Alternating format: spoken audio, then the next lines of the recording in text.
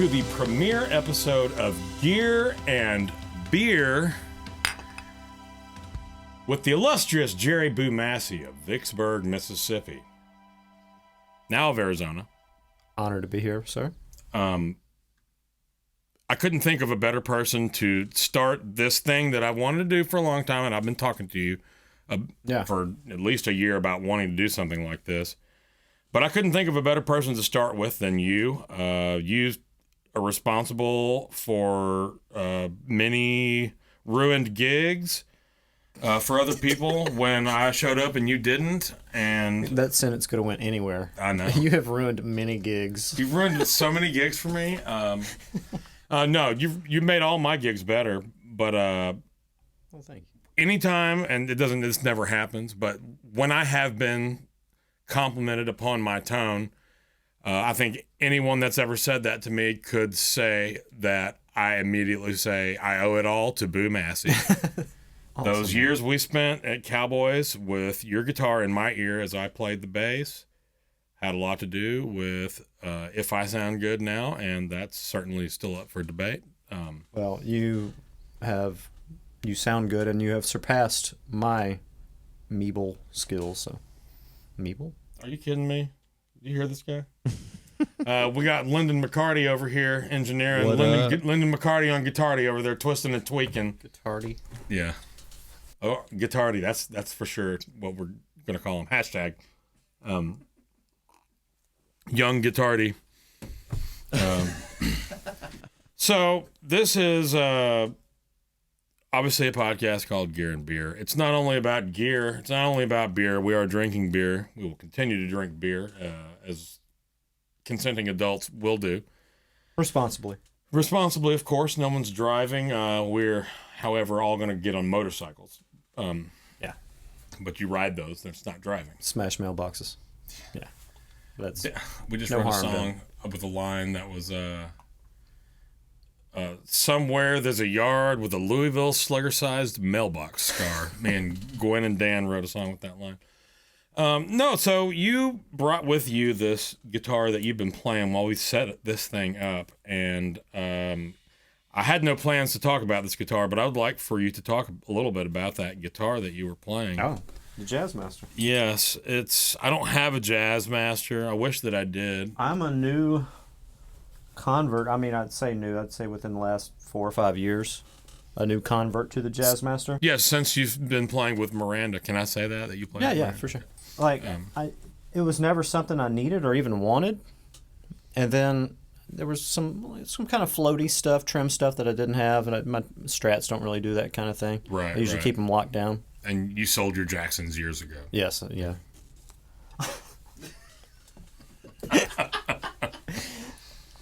So on a whim, I was like, I was either going to try a Gretsch or a Jazzmaster. So I tried the Jazzmaster, and man, I just fell in love. And I was like, why have I never owned a Jazzmaster before? It's just a beautiful guitar. And you were saying that this is like the electronics stripped down version? Yeah, this is I believe it's called the American Pro Series. So it doesn't have You got sound if you want it. The switches up here. Okay. Which normally has another... I'm not even sure what the electronics do. I was about to say, what do they even do? Does anyone actually know? I'm not sure they do. To me, it makes it darker. Okay. But it honestly makes it more jazzy, if you will. Always kind of used it to flip it up, like if I had a fuzz or something like that. Okay. I'd keep this a little bit darker to where like a fuzz would react good, and just flip this up, kick helps on the fuzz. Track better or whatever. Yeah. But man, honestly, I think they have more sonic range than just about any guitar I've ever played. More so than a Tele? More so than a Tele. I think they have more bottom and more top than a Tele, in my opinion. More top? More top and more bottom. So you kind of have to play with the tone control a lot. You can't just like a So this is just a Tele. three-way then? This right here is set up like, just a three-way, just like a Tele. Are they out of phase? No. Okay. So this is just like a Tele, and these aren't P90s. These are Jazzmaster pickups. Right. I used to think they were. They look the same. I used to think they were P90s, similar. but they're not P90s. They're a much brighter, bigger spectrum P90. Like many things regarding tone, I once thought one way until you told me it was yet a different way. And I'm still learning. Like I said, this is a new guitar to me, and I'm in love with this. Did we turn the volume off? Is your Oh, no, volume? we got it. Got a little trim going. A little trim and slap. Let's turn these pedals off.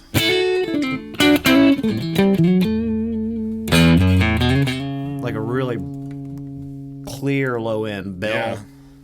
Like Lyndon was saying earlier, almost hi-fi, you know?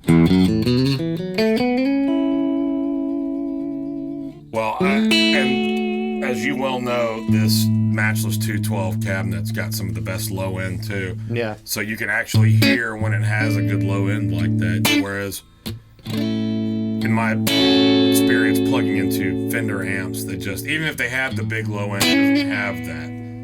Like that extra little bit of, as my friend Wes Stevenson would say, extra bit of booty to it. Gotta have booty in your cabinets. Am I right? Am I Indeed. right? Oh, yeah. Although I have, within the last 3-4 years, started moving away from like the giant low end woofy sounds that I used to strive for. You know what I mean? Like maybe sounds like that work on a club stage with no in-ears as opposed to something bigger in an arena or just an in-ear situation. Yeah, it's like period. I need a more focused, much more mids, like more direct sound. Well, and that brings up another thing that I wanted to ask you about. So we talked recently that you changed your rig for this tour and it gave you a more focused sound. Oh, definitely. So you're using was it a 62 Tweed? 59 Tweed. 59 Tweed. That's the one that we that you got it. What's it called that one day when we found it in the closet or whatever? Yeah, Carter's. Carter. No, Yeah. was it Carter or was it Groon? Oh, it was Groon's. It Yeah, was Groon. sorry. Yeah, My bad. yeah. My bad. When we went to Carter's and No, played yeah, one we too, were at yeah. Carter all day, and then we went to Yeah. Groon, and you're like, oh, well, This one's better, yeah, What's yeah. this? Well, I have that one, but I'm actually using the Tyler, the amp company Tyler. Oh, yeah. He made me a replica, so I have a Tyler Tweed and a Tyler Princeton. Instead of They're both tight. yeah, so instead of bringing out two vintage amps that may or may not work after getting banged around maybe by not be as reliable. yeah, Wear and tear. and they are as close to vintage as I've ever played. So I'm really happy. Well, based on the board tapes that you didn't let me listen to earlier, they really sound great. And Yeah. I just told you how good they sounded, that's true. and you believe me. I do. I take your word for it. Like many other things, I own this amp because of you. One of the best amps ever made in history, in my opinion. I've never found something that I like as much if I had to pick one amp to do everything. Yeah. Now, it doesn't quite get the scream from this thing. It doesn't The Marshall. necessarily do the Doesn't do the Fender thing. American Yeah. sound quite like that. I can get close. I feel like I can get It's close. definitely its own thing. But But you can tell that the hours that were spent, like the research and development of Totally. getting this to, it sits in the mix perfectly. You know, it absolutely does. you know what I mean. And Like, it's not like. there was stage time involved with designing that amp. You can tell that. So do you know? And I don't know. We're but- talking about the Matchless C30 Yeah, for the people who aren't C30. viewing Anybody this. that's not a gearhead, it's honestly worth more than my car. To me, I could use any other car. I don't think I could ever get another. I've never played an amp that does what that amp does. Yeah. And I don't. Maybe I'd eventually have figured it out, but you're the first and one of the only people that I've ever seen in like any of the working circles that we've been in that use one. There's another guy here, Mike Sutterfield, that here in Nashville. Mike Sutterfield that plays one, and he does something that's different than anybody that I've seen. And he's got an EV speaker that's rated at 200 watts. Yeah. Because he says that the only way, and this is his hypothesis, I don't know that The sound of a matchless and EV frightens me already. Well, he just says that any amp that's low wattage goes into a high wattage speaker sounds better, or vice versa. Like 100 watts, he wants to put it into 25 watt greenbacks or something. Yeah, exactly. Okay, I kind of see what he's saying. Yeah. So, and I've not done the research, but he sounds real good. He plays a 335 a lot of the time, but I've heard him play Strats, I've heard him play Tellys, I've heard him play Les Pauls, and that amp, every guitar likes that amp. Not every pedal likes that amp. Yeah, that's true. It's pretty discerning. One thing that I think that I noticed is that quality shows up. Yeah. Or lack of quality shows up. Like that's true. Yeah, if you got a crappy guitar with like pickups that maybe just aren't quite cutting it, but through something that doesn't have the top and the bottom like this does, like that doesn't show up. Let's hear let's hear some pedals through that amp. Let's hear some pedals through that amp. Play something. Here's good, clean. Massey. You said you got a chime on there? Here's the brightness. We do have a chime. Okay. Here's the brightness of the Jazzmaster. Everything all the way up. I don't know if it's coming through, but that's a super bright. Super bright. I'm giving us a little more. So typically I wouldn't, I don't need. I've never needed that much brightness. Right. I'm usually starting like down there somewhere. And even with the tone halfway down, I'm still plenty bright. That is very bright. That's very bright, and there's a literal case in front of this speaker. So this is straight in right now. Yeah, that's okay. Straight in. I'm gonna give it a little cap love. Go to the and a little monument.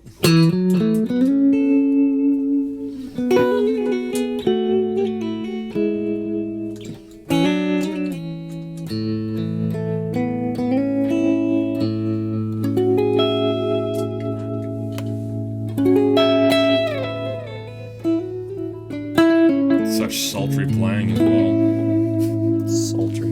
And for the listeners, we've got a what is it, a Greenback 410 with so we're from the aux we're modeling. monitoring through the aux for the audio, and it is a Greenback 410 with a 421 and we've got a 421 and a Ribbon 160 on here. Okay, yeah. So yep, those are both relatively centered. Actually, the Ribbon 160 is off axis. And we've got a shelf on that one as well. First of all, the aux, if we could talk about that. It's one of the best pieces of gear to come out in a good 10 years. Changed the game. Completely changed my game. Changes everyone's game that's gotten the opportunity to play one. Now, as so many things gear often are, there's certainly, you can't just buy a couple. I mean, it's going to cost a little bit of money, but even if you don't ever take it out of your house, if you're doing any kind of tracking at all, or you play like a church gig where stage volume or something isn't an option like that, I take it to church and I use it to track here all the time. I take it to sessions. I use it. We almost never mic cabinets anymore because why you don't need to. You don't have to have all that room bleed because that sounds so realistic. And I'm hesitant to do stuff like that. Like, oh yeah, I was super I have completely shunned things like Kempers and Axe effects and things like. I'm not bad. I know they work. They great. They sound great tracking, but they don't. They sound good. I think, but it's a feel thing for me. Yeah, it's a response thing. Totally. Well, it's like I'm getting to play my amps when I play these. Exactly. And they still feel like my amps. Exactly. They always feel like my amps. And they respond like your amps. They feel like just an amp. Period. I didn't feel like I was playing a new rig when I added this. Right. And another thing people don't know is I can still use my cabinet at full volume, totally unaffected by the Axe effects if I want to.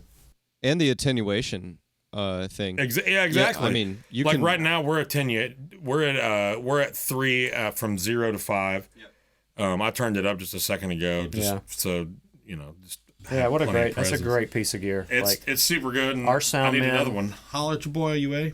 Our sound men have, they absolutely love it. And you're running stereo aux, right? I run 2 of them, which I was hoping that it would run 2 amps, but it doesn't run 2 Yeah, amps. I also I'm sure that hope might be that- something that happens one day. Like you can get one that will run stereo, but yeah, if you want to run stereo, That's you got to have be the to have next 2. move for this You gotta gear. have to have 2 of them. They've got such good hardware and software. Their plugs sound really good. I don't use any of their plugs. I don't use their interface, and I don't use their DAW. But Yeah. I have recorded with all, and they all sound very good. Yeah. I would, yeah. I can't imagine.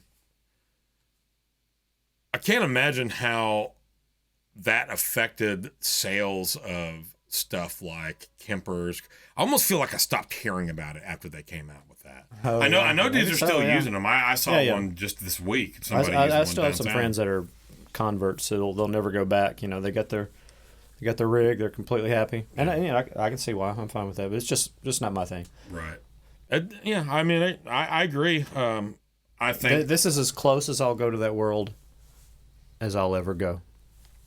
You know what I mean? I feel you. As far as the consider modeling myself world, a purist. Yeah. And it doesn't feel like modeling to me. I still feel like I'm cranking through old tube amps. Yeah, well, again, I think it comes. For me, it comes down to how it feels and Yeah. just not losing. Because for me, feel is sound is feel. So like, if it feels right, the sound that comes with that is the way I expect it to respond. Yeah. And if sound doesn't sound like I want it to sound, it causes all kinds of problems in my playing. Yeah, if you don't hear something touch- right, you attack differently. Yes. Which changes the sound, and then you're going in the circle Yeah, of chasing your tail. Downward basically. spiral. Yeah. Man, 100%. that's awesome. So another thing that I wanted to ask you about that rig is I know you've been changing your board a little bit. What have you added to your board for this year's touring? Well, or for this we're still not coming up at stuff. full tour yet, so the Sure. board's kind of like in a little bit of flux? process. Yeah, it's in a little flux. It's in the process of getting an overhaul. I mean, because I honestly don't use that much, but I do find myself tap dancing quite a bit, and like, you know, we tour a lot with different artists. I know everybody's got kind of the mastermind type pedals to where they have their set list, and they can just kind of Get the little hit the MIDI next controller button. or whatever. Hit the next button, changes all their pedals. So that's what I'm going through now. I'm gonna get one of those. I think it's RJM Masterminds. Mastermind PC. Yeah. I think. Yeah. So I think that's what I'm going to go with for this next tour. I'm going to get an H9 to kind of add some different things. First of all, well, basically, Tom Bukovac said that's one of the best pedals ever. So whatever he says, Yeah. I will do. He's the Don. Been one of my As far as I'm heroes for concerned. years. So. He's everybody's hero. That's that's not you. I was honestly kind of sad to start sharing them with the world, although I've really enjoyed the homeschooling and the Corona. Totally. I was like, oh, I thought I was the only one that knew about Tom Bukovac. No, I think all students of the craft, you can't care about session playing from Nashville Yeah. and not know about Tom Bukovac. That's true. I say that, but But yeah, anyway, and crazier things slip through the cracks. that, and I was going to maybe add a reverb. Actually, speaking of UA, their new. Oh yeah, you were saying their- they've got pedals. their pedal lineup. I think they have I know they have a reverb, a delay, and I think it's a modulation is the other one. The reverb. Is it like trims and choruses? I'm not sure about You the don't modulation copy? one, but I know the reverb one was the videos I've been rabbit holing on, and they're honestly the best sounding pedal reverbs I've ever heard, like by a mile. Like, Well- I can't believe how good they sound. As you can see, there is no reverb on this board, and there's no reverb on this amp. When I play okay. this is your amp. But That's a fantastic amp. it is a as well. fantastic amp, and I'm thankful that you let me use it. I use it all the time. That's awesome. I yeah. played it like 4 times in the last 5 days at various gigs around town and recording. It records great. I take it to every session that I do now. Yeah. Instead of hauling both of these old. Talking about the woolly coats here. Yeah, We're the talking woolly about coats. the third power woolly coats. I instead of hauling the old black faces, I just take that because it pretty much kind of do that. I mean, it's different. It's the Princeton thing, but It's kind of a it's beefy Princeton yeah, it kind is. of thing. It totally is. It kind of sits in the volume realm of me between a deluxe and a Princeton. And it's got a little it reacts more... to pedals a lot like the Matchless does too. I don't know if that's just like new high quality components thing or what, as opposed to now both of these have been totally recapped by Through Tone FX, but who will be on this podcast in the next couple of days. So we're actually going to pause real quick for a few messages from our sponsors. Maybe you.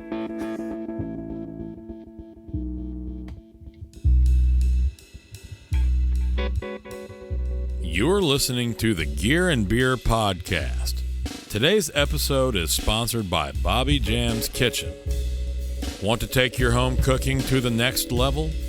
Need new recipe ideas or meal inspiration? Like, follow, and subscribe to Bobby Jam's Kitchen on YouTube and Instagram. At Bobby Jam's Kitchen, cook your food and eat it.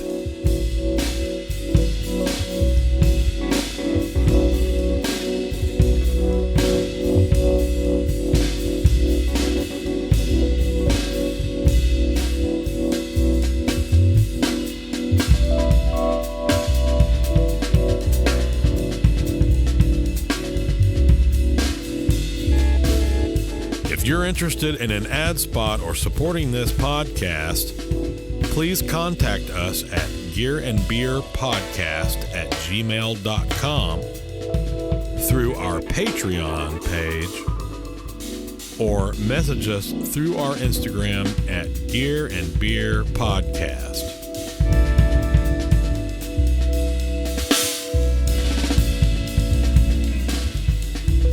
All theme music in this episode is recorded by us, and there will be links provided where available.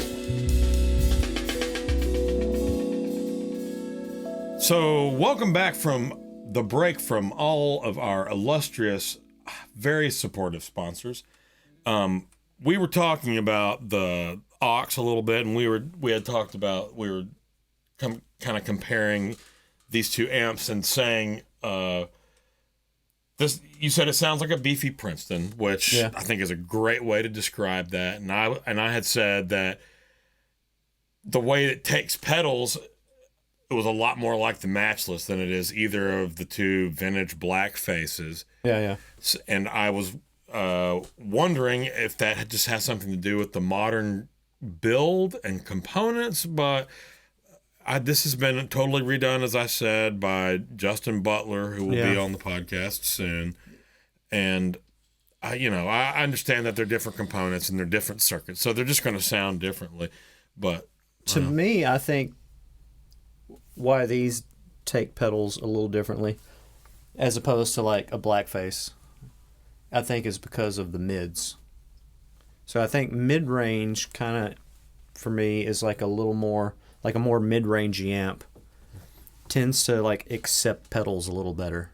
interesting. And things seem to kind of wrap around those frequencies better, as opposed to when you have this kind of scooped out thing. Yeah. Which not all black faces are completely scooped. Some of them have a nice, present Especially mid. with a twin when you got control. Yeah. But I think having those mids, everything kind of wraps around itself. All those frequencies kind of wrap and blend a little better. It certainly sits better in a mix with the mids, which I think is another reason. Like one of the first things that I noticed about the Matchless when I first started playing it out was that sound guys were often like, man, that thing sits great. It doesn't really matter how loud it is. It just if it's too loud, it still somehow sits nicely. Man, I think that's the mids, because if you think about it, it's a very mid-rangey amp. Yeah, that's true. Which is funny because it's not really what I think about when I think about it. Yeah, I think about the shiny. Yeah, you think about the pretty stuff that you're hearing, the big tight booty. But it's got some substantial mids going on. Gear and beer. Gear and beer. And it is one of my favorite amps. I'll never do a session without it. I don't play it downtown as much just because it is a fair amount of space and it's just so loud. I like this Woolly Coates. I definitely need a Princeton-y something, but... I mean, plus small is the new big now, right? Well, totally.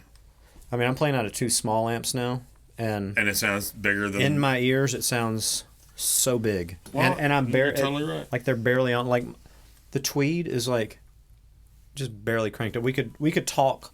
We could play like this and talk over the volume of my Tweed, basically. You know what I mean? It's loud, but we... How many watts is it? A Tweed? I think they're only around 15 watts or 15 something or like 18 that. or something Maybe, like that? somewhere around there.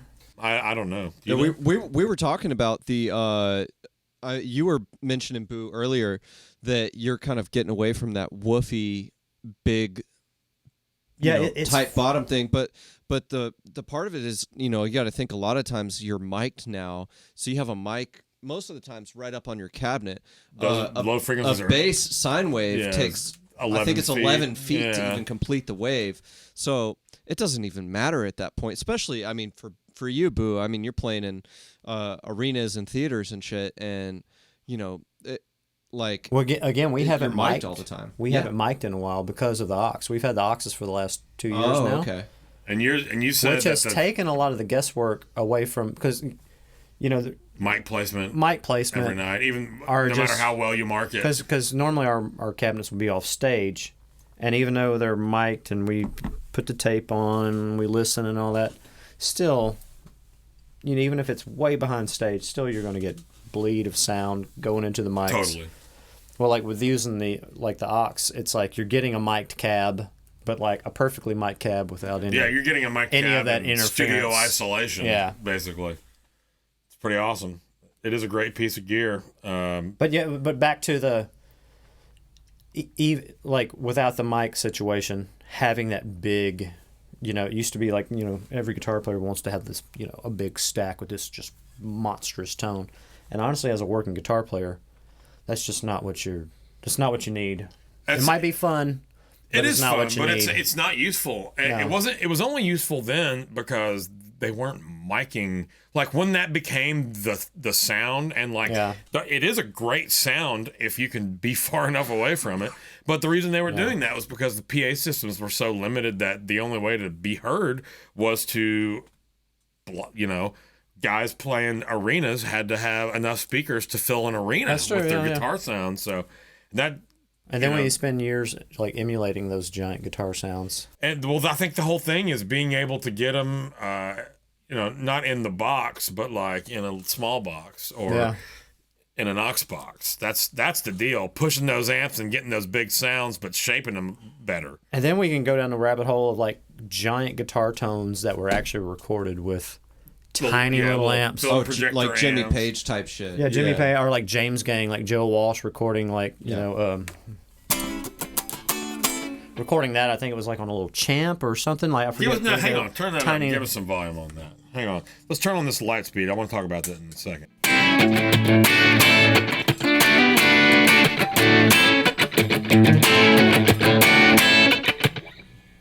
I hope we don't have to pay for that now. No, you good.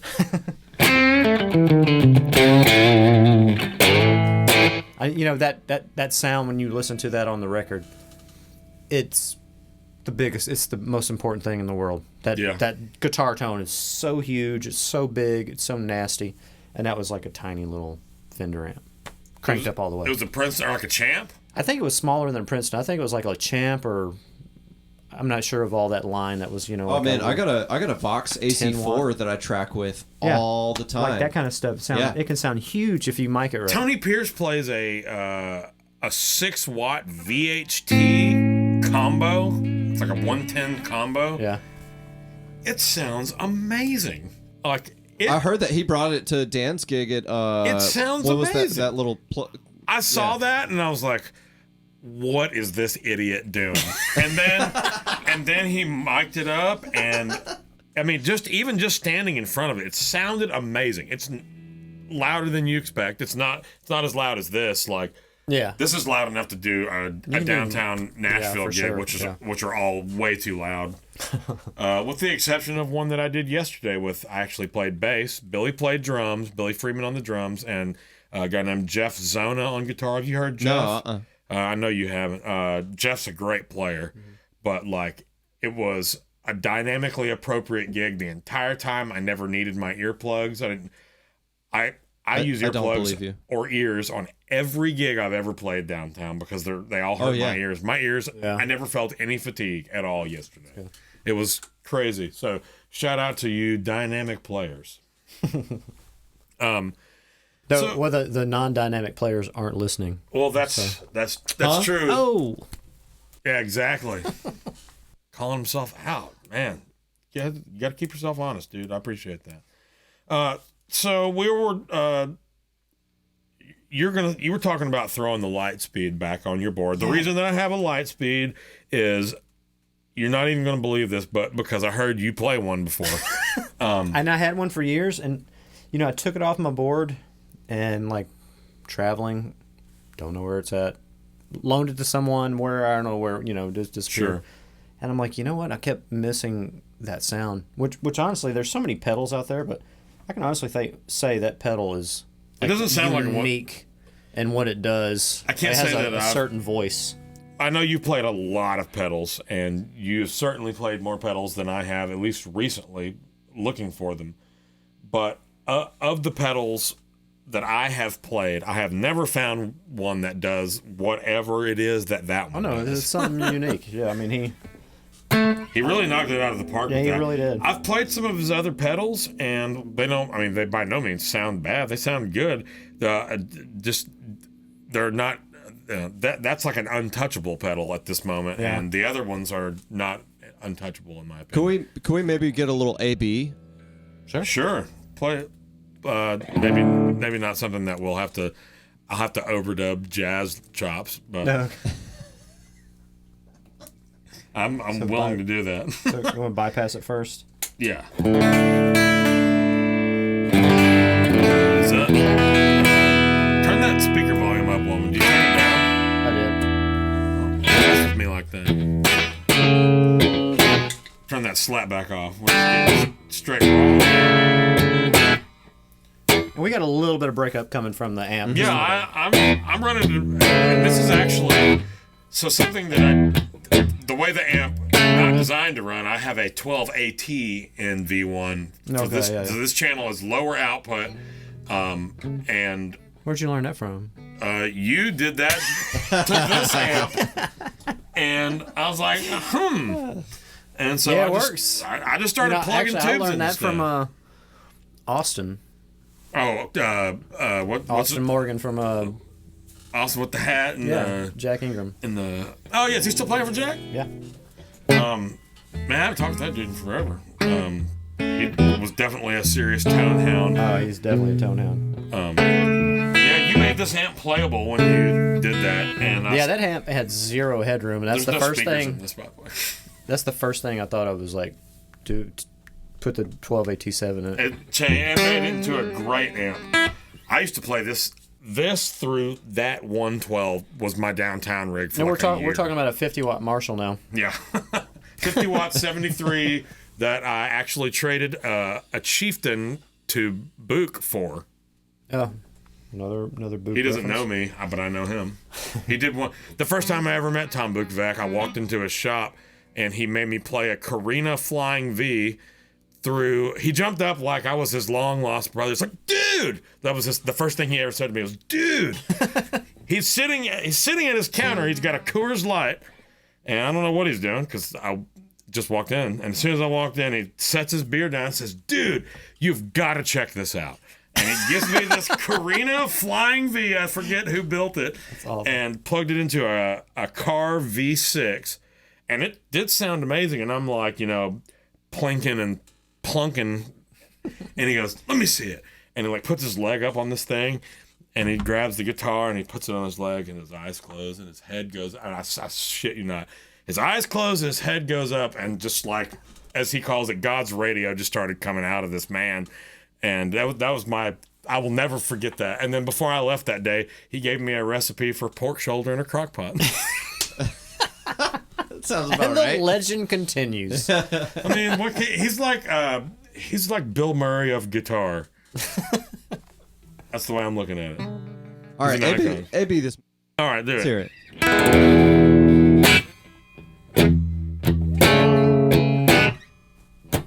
Here we go. With the left. This is about how I use it.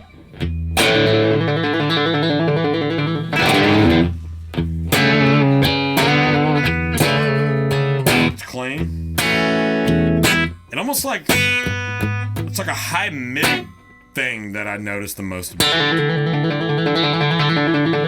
Yeah, and it doesn't. High mids are usually an unpleasant place to boost, but it really works. It doesn't close it off. It keeps it open. It adds like a little bit of hair without losing any, without boosting the low end, but without adding anything to the low end. And Or, I mean, everybody without can kind of see the cutting. settings there, I think. There's kind of a glare, but we're looking at about 1 o'clock on the loudness, about 2 o'clock on the drive, and about just past noon on the frequency knobs. The amp over here is just everything's at noon on the amp. That's the way I run it. That's how you know it's balanced. Just run it at noon.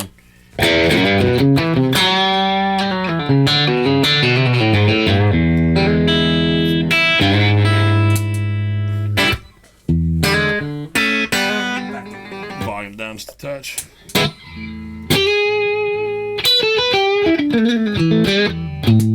So it's off. That's on. Yeah, you have to tell. I mean, you have to say, is it off or it's on? So, you know what I mean? It doesn't, like, completely... Yeah. I'm not opposed to a pedal completely changing my tone. Sure. I mean, I'm not stomping on something to not change my tone. Totally. Totally.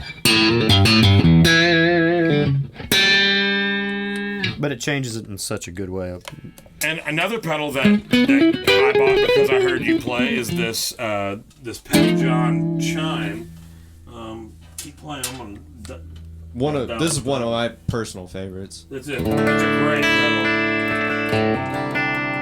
Man, all the Pettyjohn stuff.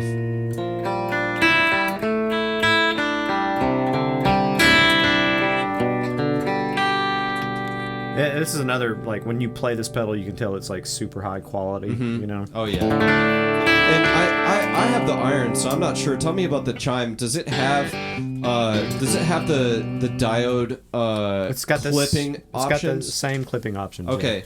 Yeah. So what settings are you on right now? Because the center I is was just trying to the dial least in my- compressed, right? Yeah, I was just trying to dial in the sound that I usually use. In traveling in the case, it's like it for whatever reason gets messed up. Yeah, mine does the same. Keep playing that for me, Massey.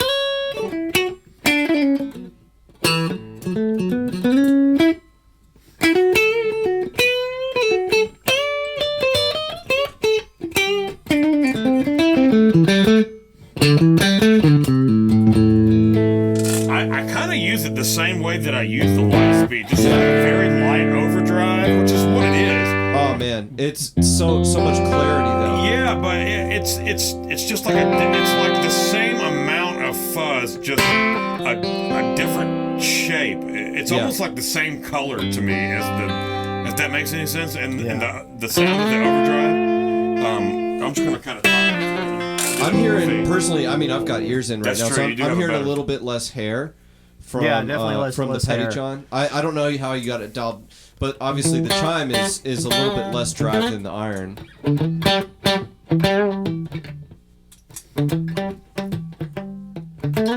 Chime. Clean. Light speed.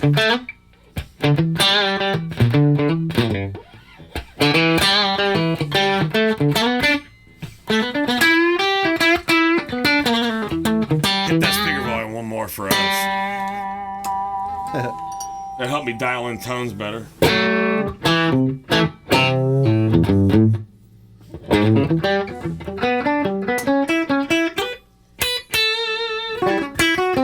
And that's kind of like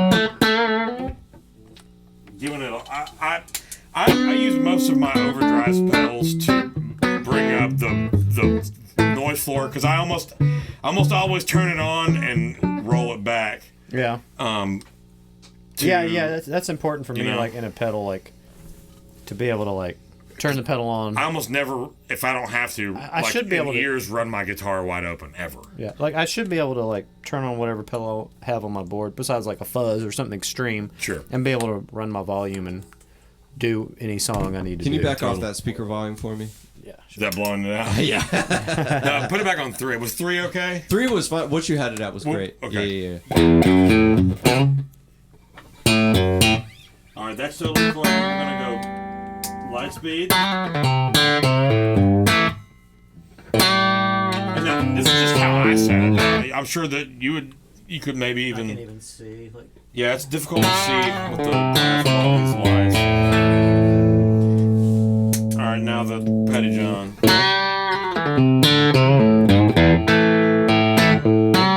And it is less hair, but just slightly in a different place. Very much the same kind of thing. Yeah, the Petty. I mean, like listen to it here. It's punchier. It's a little punchier. It's a little more. I was gonna say a little more focused, but yeah. Focus, that's a good word. The Greer kind of like grabs the note. I feel like you get a little, maybe a little more compression out of Play the this Greer. one now.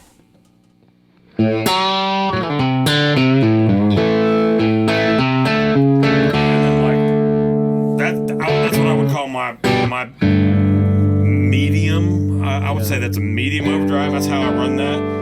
And then stacking those two together, to me, it sounds really good. And it's like it's big, you know. That pedal is exactly, the light speed is exactly what the full drive doesn't, and so the two together stack really well. Yeah, I gotcha. And that's another thing that's cool about the light speed and the chime is stacking them together.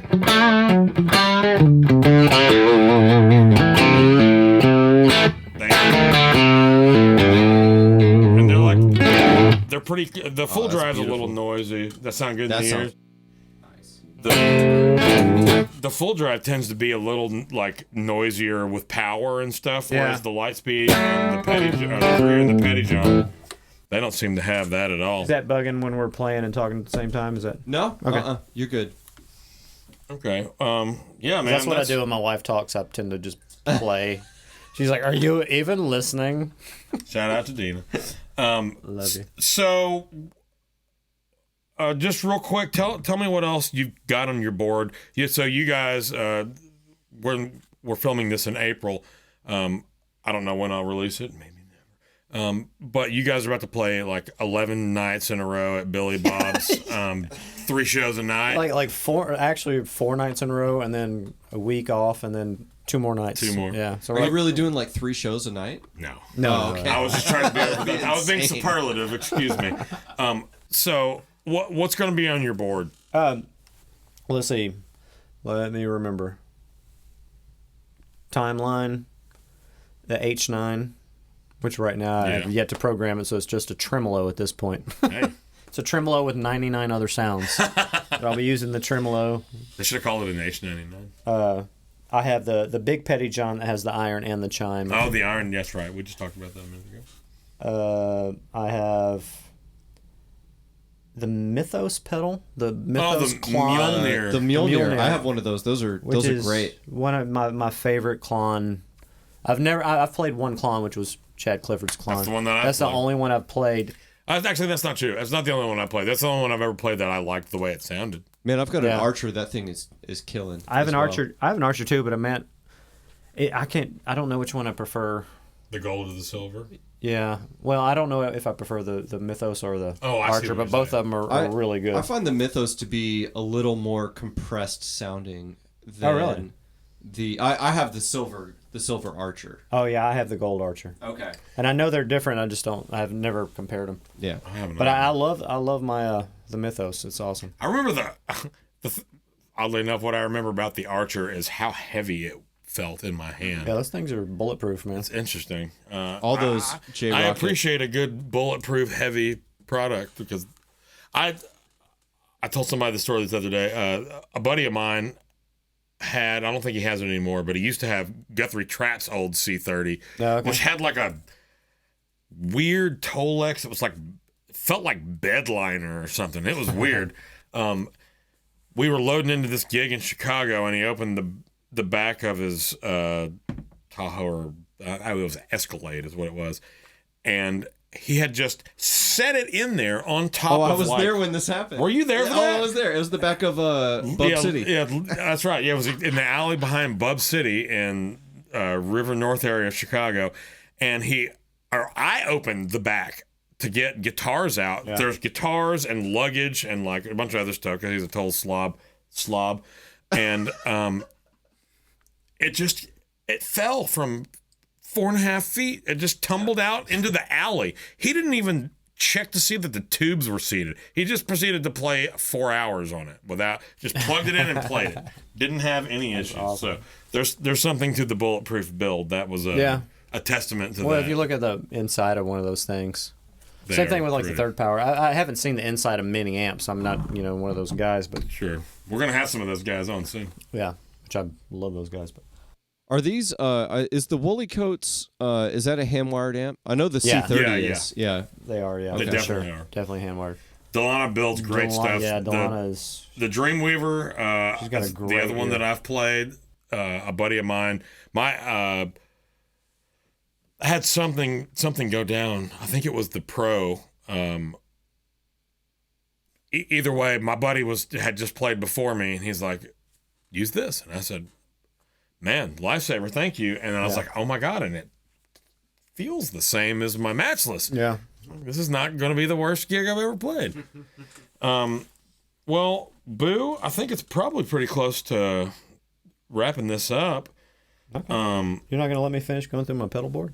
Oh, you never even finished, man. Jeez. I the only thing I was too What shy. kind of producing is going on over here? We are running short on time, though. I have. Okay, real quickly, I have the ODR1 Nobles. Shout out to Nobles. Woo woo. Oh, don't you have the new one? I do have the, new B, or is it ODR1? one. I think it's still the ODR1. But it has I don't the know. It bass is, control. Yeah, it's still ODR1. Yeah, but I think the bass control is like internal. I haven't messed with it. So you got one of those. Yeah, Okay. How do you like that? I mean, Yeah, I love it. you haven't used the bass control, I guess. I haven't touched the bass Okay, control. okay. It seems. Right It seems like if anything, I might back it off a little bit. The it Fenders stacks. take it way better than the Matchless does. The Matchless, it ends up being like way too much low end Oh, okay. for my taste. So what comes after that? So it goes from guitar. Roger Mayer Octavia is my first one. I had a compressor there first, but I only use compressor when I'm playing slide, and I don't play slide very much at this point. Fair enough. Then the ODR one. You don't have to be in a hurry, by the way. Then the chime Iron chime. Yeah.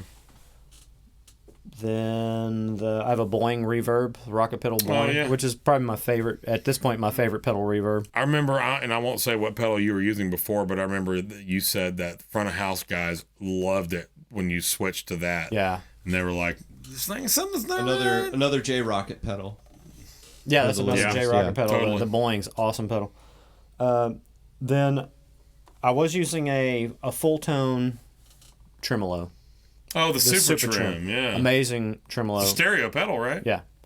And then I just switched that out for which it might go back in. I might put it back in and have the H9. Oh, yeah, that's right. But right now I'm using a small board and I didn't have much room. And then a Totally. timeline. Yeah, that's for a delay, big which- footprint for sure. I know there's a lot Do you have of... a MIDI controller for the timeline yet? Or that's what I you're don't. saying That's you're what's going to happen next year is incorporate? Yeah, the that MIDI drum. H9 and the timeline are both MIDI. And I do have an expression pedal for the timeline, which is very useful. Okay. So Really? what I'll do Okay. is I'll you just can set it to set change anything that you want, right? I'll set the bottom for most of my patches. I have the bottom set for no delay, or a tiny bit of delay, or whatever So my it's settings are. like and a then blend knob, as basically? I go up, I'll increase the mix. That's what I usually use the Or the mix knob. mix. I just use it as a mix knob. That makes total Well, sense. a mix and a repeat knob at the same time. You can set it. to do you a can set couple them of both, things? yeah. Interesting. So that's the end of your signal chain in terms of pedals. Yes, that's the very Okay. end. Yeah. And then you're running to what 2 amps? The Tyler I'm running Tweed. through to a Tyler Princeton and a Tyler Tweed, basically. Okay.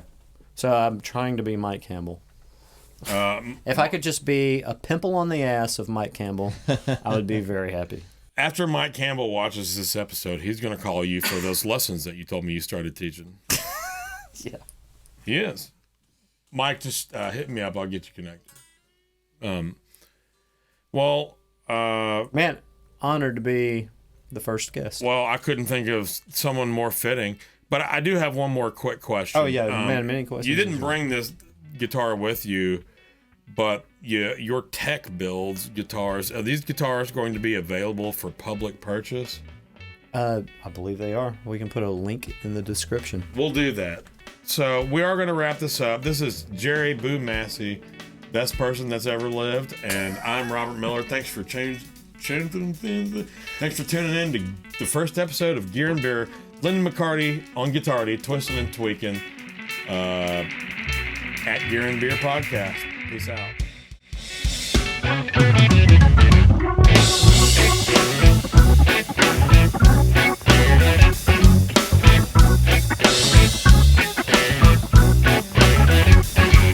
Well, good start. Start with this beer in my hand. All right. Welcome to Gear and Beer. No. I'm gonna say, welcome to Gear and Beer's very first episode featuring the illustrious Jerry Boo Massey.